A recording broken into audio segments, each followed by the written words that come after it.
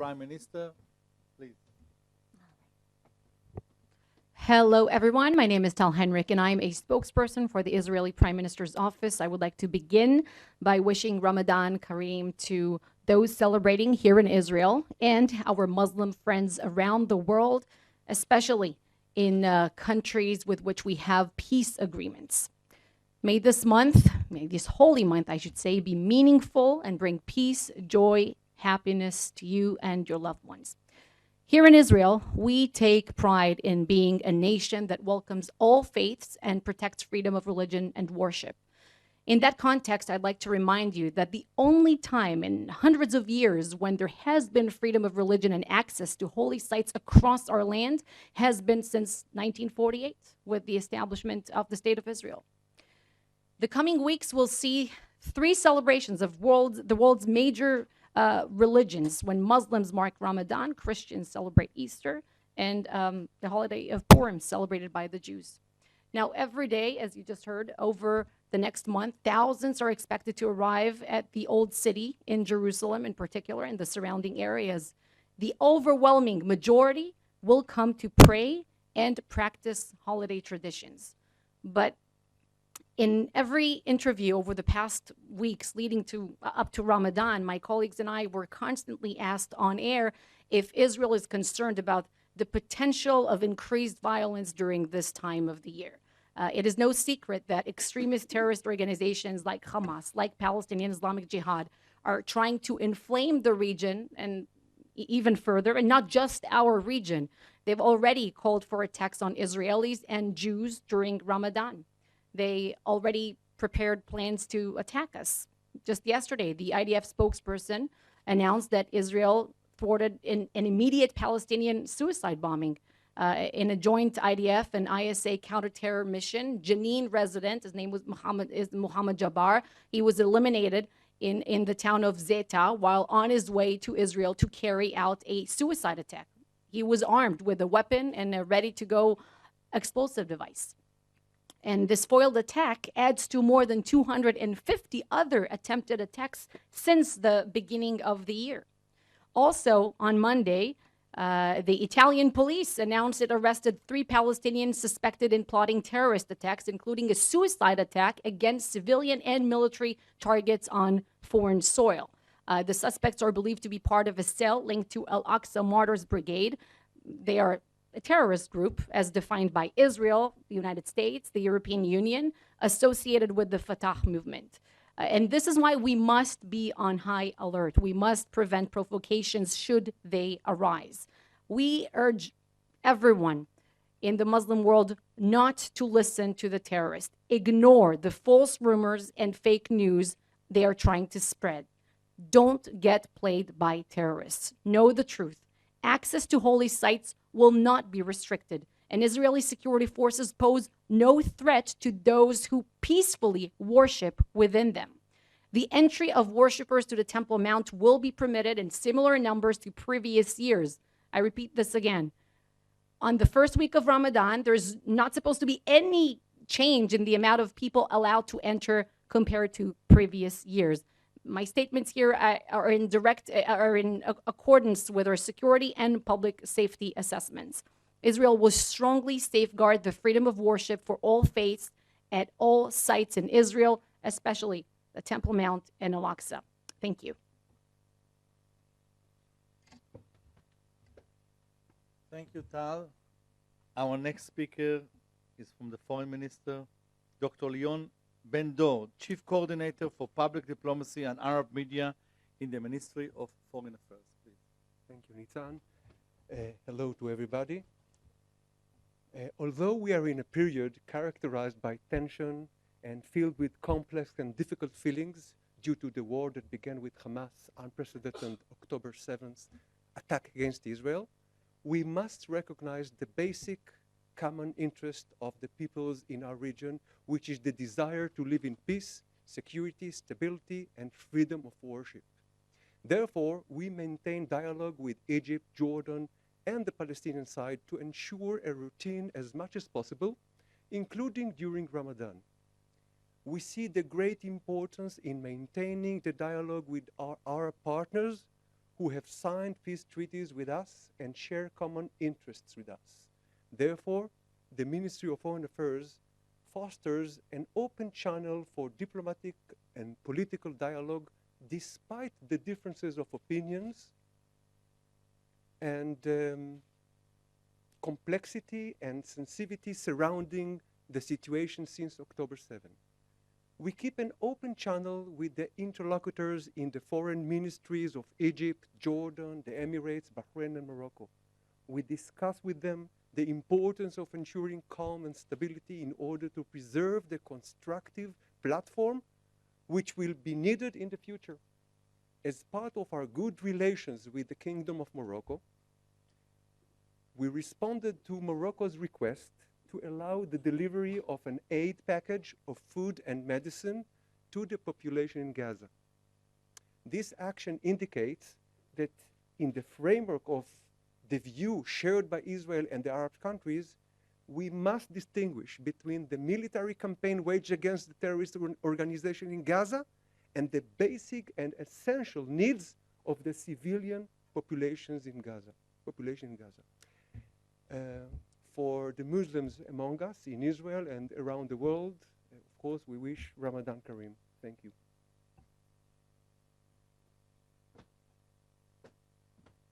Thank you, Leo. Now we will hear from Udi Shacha Maimon, spokesperson for the international and Arabic media at Jerusalem Municipality.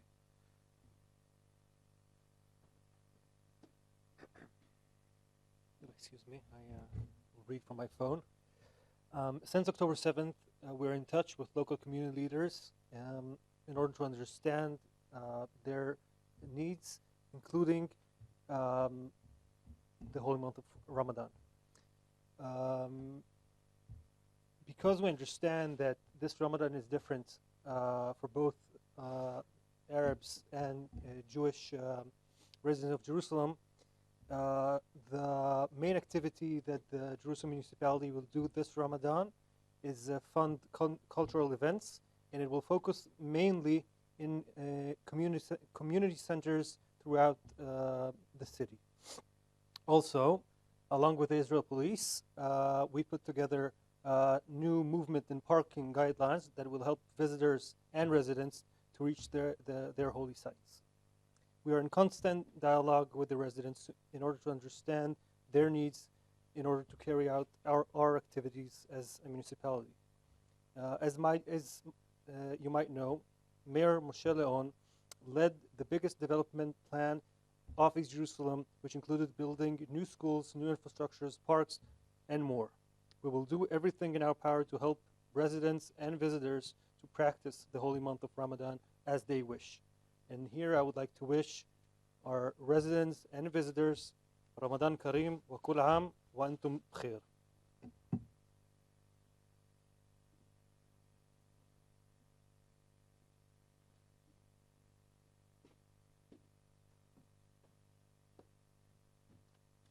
Okay, thank you, Udi. Now we will hear, with your permission, Ophir Gedelman, the Israeli Prime Minister spokesperson to the Arab world, his briefings in Arabic, and then you can ask questions, and then we will conclude the briefings. Thank you.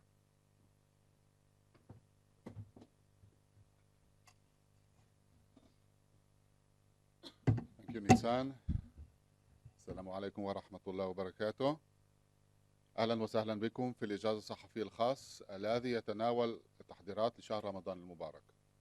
بمناسبة حلول شهر رمضان المبارك، فيما يلي تهنئة رئيس الوزراء نتنياهو والتي صدرت أمس. أهنئ مواطني إسرائيل المسلمين والمسلمين في كل أنحاء العالم بمناسبة حلول شهر رمضان المبارك، رمضان كريم. إننا نضمن حرية العبادة الكاملة في الأماكن المقدسة. نعمل ضد المحاولات التي تقوم بها جهات متطرفة لتأجيج الخواطر وللتسبب في اندلاع أعمال عنف. يا ليتنا نحقق حتى حلول شهر رمضان القادم الانتصار على التنظيمات الإرهابية التي تهددنا جميعا ونواصع دائرة السلام التي تخدمنا جميعا. وكما قال رئيس الوزراء كعادتها، إسرائيل تصون حرية العبادة للمسلمين في الحرم القدسي الشريف بحذافيرها وتعمل على تأمين الصلاة فيه. عدد المرسلين الذي سيدخل الحرم الشريف سيكون على غرار الأعداد التي سجلت في السنوات الماضية. سيتم اتخاذ قرار حول ذلك أسبوعيا وفقا للتطورات. للأسف نحن نعلم جميعا بأن هناك تنظيمات إرهابية مثل حماس وجهات متطرفة أخرى تعمل على تأجيج الخواطر من أجل إشعال فتيل العنف والإرهاب في الأماكن المقدسة. وكما هي عاداتها كل عام، هذه الجهات تروج الأكاذيب والأخبار الكاذبة والافتراءات وتمارس التحريض، ولكنها ستفشل لأن جميع المواطنين هنا قد شاهدوا هذا التحريض وهذه الأكاذيب سابقا، وهم يعلمون يقينا بأن لا أساس لها. إسرائيل تصون الوضع القائم في الأماكن المقدسة ولن تغيره. لا نسمح لأحد بتعكير صفو الحياة المشتركة في أورشليم وصفو السلام وحرية العبادة في الحرم الشريف. ندعو الجميع بعدم ترديد وتصديق الإشاعات التي لا بد لها من أن تكون كاذبة وغير دقيقة. استمعوا فقط إلى البيانات الرسمية التي تصدر عن الحكومة الإسرائيلية والشرطة. وفعلا شاهدنا منذ بداية الشهر أن سكان الأحياء العربية في أورشليم يتوفدون للصلاة بهدوء وأمان. عشرات الآلاف من المصلين وصلوا أمس إلى الحرم لأداء صلاتي العشاء والتراويح بكل حرية واطمئنان. سنعمل على أن هذا سيستمر طوال أيام الشهر الفضيل، ولكن على خلفية الحرب التي تدور في غزة هناك محاولات من قبل بعض الجهات المعادية لتسعيد الأوضاع. وأكد على أننا على أهبة الاستعداد للتعامل مع أي طارئ. شكرا جزيلا، صوما مقبولا، وكل عام وأنتم بألف ألف خير.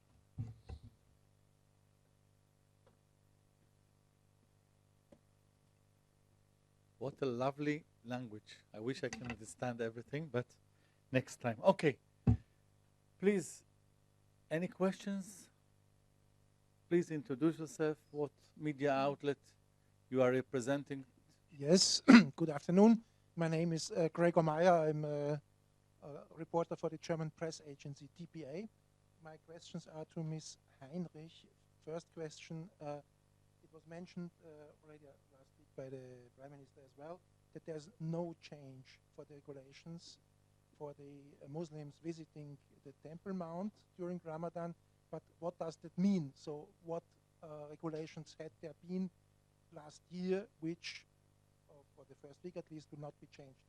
And my second question is, what are the regulations for Jewish Israelis who are also at certain times going to the Temple Mount? What are they allowed to do? Which numbers? How is this handled? Thank you for. Can they hear me or should I come? לא, please. רגע, אבל יש עוד טלפון? מצוין. Thank you for your question and for pronouncing my last name as it should. I'll address your first question before. When we say that entry to the Temple Mount is allowed in similar numbers, Ophir just said it in Arabic, but I'll put it into English. It means that every week there will be assessments, also by the police. Maybe Mirit can expand on that, of public safety considerations, but also security considerations. We bring these things into account, and we'll assess the number of people who will be allowed in. Right now, as for the first week of the holy month, we can say that there's no change in the number of people allowed to enter compared to what we saw in previous years. In other words, despite of the war, business as usual. And it's a major effort, as you just heard by my colleagues here. Now, as for your second question, I'll have to check and get back to you, because I'm not sure in what pertains to Jewish worshipers. But I can tell you that when it comes to Jewish worshipers in the Western Wall, for example, I know, but that's I can tell you this, and that's important to mention, because since the beginning of the war, since October 7th, the amount of people allowed in for security reasons, for public safety reasons, is actually reduced. So it's important to say here that the number of people allowed, the number of Muslim worshippers allowed to enter the Temple Mount, there's no change there. But since October 7th, we have seen a decrease in the number of Jews allowed to enter their holy site of the Western Wall because of safety considerations. Thank you, Tal. Yes, please. Hi, thank you so much. Carrie Kellerlin from the Wall Street Journal. Tal or Marit, are you able to give numbers? How many worshipers have come in over the past 2 days? How many worshipers usually come in as opposed to last year? And also, could you comment on a video that was seen in social media, I believe it was Monday night, of border police hitting worshipers in the Old City? Sunday night, sorry. So I do not have the exact number. We've saw some reports from regarding a few tens of thousands, but we estimated it's about something like 20 or 25,000. And what my friend Tal said here is very, very correct. When I checked before coming here, if the numbers are different than the ones that we're used to in previous years, and I expected that there might be lower, just because of the situation that we're here now in a war, and there are also we also have Muslim soldiers that are fighting from if in the IDF. So I expected that it might be lower, but it's not. I expected that this year is lower. This is we only had 2 days. Yeah. So up until now, I know that last night what we estimate is pretty much 20 or 25,000, but it's only in the middle of the week. Usually, Fridays it's something else. This is why we are preparing differently. And regarding your second question, we saw, we're aware of this situation. Obviously, it is being checked and taken care of because it's not something that we can, close our eyes and pretend it didn't happen. But luckily, as we checked, it was one situation and one scene, and not like some of the press reported at first that there were multiple scenes like that. It was one. We're taking care of it, and we're making sure, as a part of our preparation, we speak to our to the police officers, to the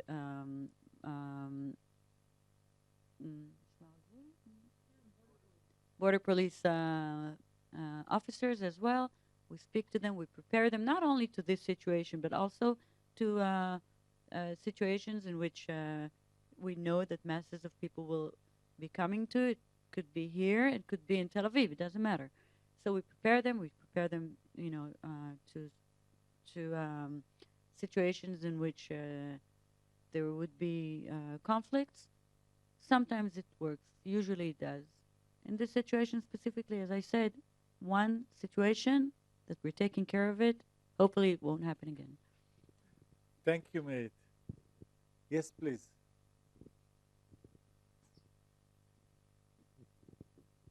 Samuel Fauré for Le Monde. There are actually restrictions of entrance for West Bank residents, right? Main aged 55 and over, children at 10. 55. 55 and over, yeah. So why Muslims from the West Bank cannot access to the Haram al-Sharif? First question, and then would you lift these restrictions according to the security situation? I think Merit already answered your question. We don't know exactly. Would you like to? ענית כבר, לא? אין מה. אז אולי, אופיר. אז אופיר, אולי אתה. So, yes, there are restrictions over Palestinians in the West Bank, in the sense that only men above 55 and women over 50 can enter. Why? Because there's a tense security situation. Over the past year, more, there have been counterterrorism operations in the West Bank foiling imminent terrorist attacks that Palestinians are plotting to carry out inside Israel. So we cannot pretend that everything is fine, that everything is calm, that as if war is not raging on in Gaza, as if the security situation in the West Bank is fine. So if the situation was fine, as it has been in some previous years, then the policy would have been, let's say, more lenient. But since we have an obligation to protect our people, yes, only people that we know that are not involved in terrorism. That means that all youngsters above, let's say, 20 and above cannot enter. Now, we will make assessments according to the security situation, and if we can change it, we will. But ultimately, the goal is to keep the holy places safe and secure. Mirit, would you like to? Well, after a feeling, there's not much to say, but I will say that obviously, as the weeks will go by, and every day we're doing a situational assessment to make sure that everything is okay, to make sure that we're all planned and ready for to end this day, to start the next day. But we cannot pretend that nothing is happening around, and therefore we have to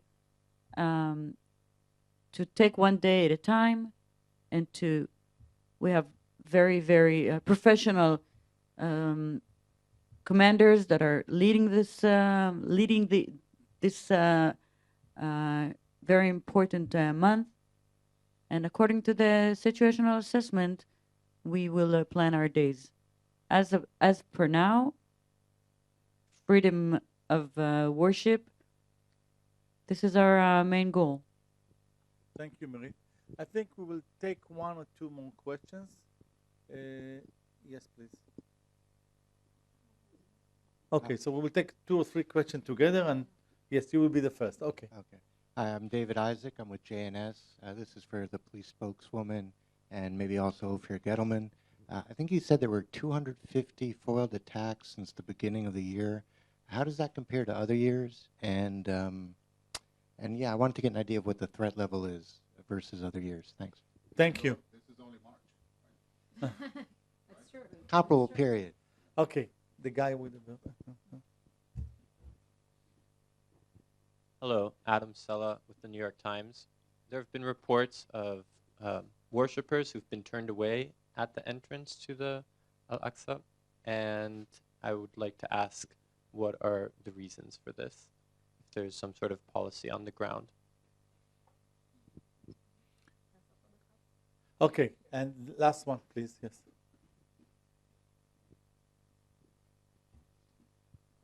Hi, here's Xiaoyu from Phoenix TV and the television in Hong Kong. And I would like to ask for 2 questions. One is about we saw Hamas person and declared to encourage more people to do the march in Al-Aqsa. So is the march allowed or some limitation? And another question is, and I saw the local media, J-Post, say something happened in the night of 10th March. And there are some clashes in the old city. So is there some limitation for the Muslim person to the Aqsa Mosque? That's my question. Okay, thank you. Last question, yes, lady. 1 second. Hi, I'm Kyodo News, Japan. I'd like to ask you about incitement. What kind of style is incitement? Because I heard in many young Arabs, because they say that it's not the incitement, but there's sometimes police to came. They have some kind of a regulation of what kind of type can be the incitement. And then another question is, how do I know this is fake news? This is a pro-based picture, or this is on this like a recent incident? Because some of the people not living here, it's quite difficult to figure out what is fake and what is not fake. So if Israel give to the some kind of suggestion to the how to deal with fake? Good question, actually. אוקיי. קדימה. טל, נראה לי שתתחילי את, לא? אז תתחיל. So with regard to the numbers of attacks this year compared to last year, as far as I remember, last year there were over 500 foiled attacks. And we know that ultimately this is what the terrorist organizations are doing. They're plotting terrorist attacks all the time. The fact that we are able to foil such a huge number of attacks is a testament to the capabilities of the Israeli security services, because all these attacks are aimed to kill Israelis. These are not protests. They never plan to come and wave signs and shout slogans. They come to kill, just like the attack that was foiled yesterday. So we know that there is huge motivation by various terrorist organizations, not only Hamas, but also Islamic Jihad and factions that are affiliated with Abu Mazen's Fatah organization. And they're all planning to carry out attacks in Israel. There were even cells that are sympathetic to ISIS that were busted in Jerusalem. So there is, let's say, maybe the scene seems calm, but under the surface there's, a boiling tension of attacks that are being foiled all the time. Ophir, I think you should also address the question about the incitement that you see in Arab media, Arab social media, and how to recognize it. Yeah, so it's actually very, very easy to recognize it because it's always the same. They say that Israel wants to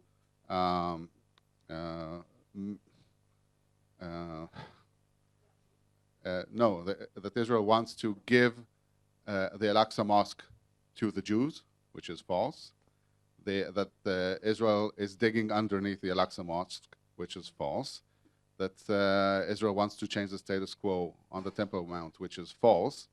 And all other, let's say, rumors and fake news are basically offshoots of these three main stories. So every year we're refuting these stories.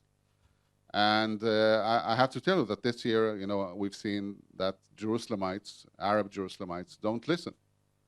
And Arab Israelis don't listen to that because they know it's fake. Now, unfortunately, these fake news are not only, let's say, appearing on social media, but there are various Arab media outlets that are spewing these kinds of lies all the time. So it is a challenge for us to fight these, let's say, these lies and these fake news, but we're doing it. And fortunately, what we've seen since the beginning of Ramadan is that things are calm and quiet, and we hope that it will stay this way. Leo, would you like to add for this? Okay, Udi? Tal? I think we answered most of the questions. Okay, נירית, finally, רוצה להגיד משפט לסיום?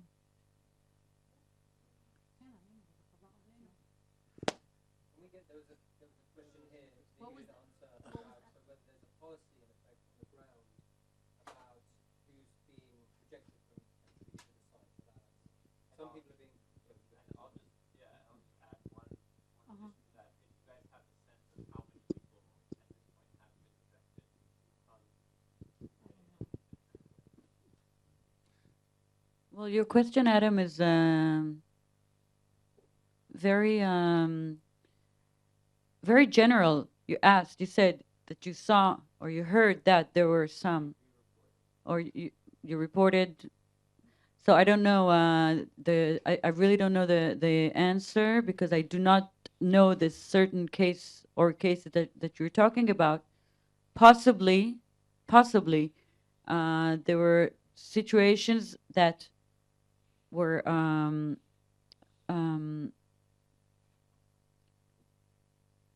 like how can I explain it?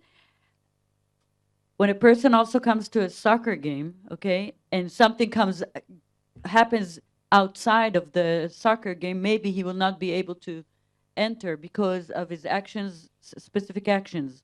So I don't, as far as I know, because I did not hear of, I know that there are no restrictions that are written for certain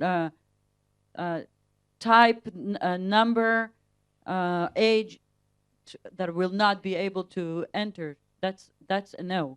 But if there were specific actions that were taken on spot, or if there was maybe intelligence regarding a certain person, or actions that could be that will or are planned to be taken, then obviously I believe that this was or this could be a reason for not enabling. But you know, we are responsible for the safety, not only for the ones outside of the mountain, but the ones that are praying on the Temple Mount.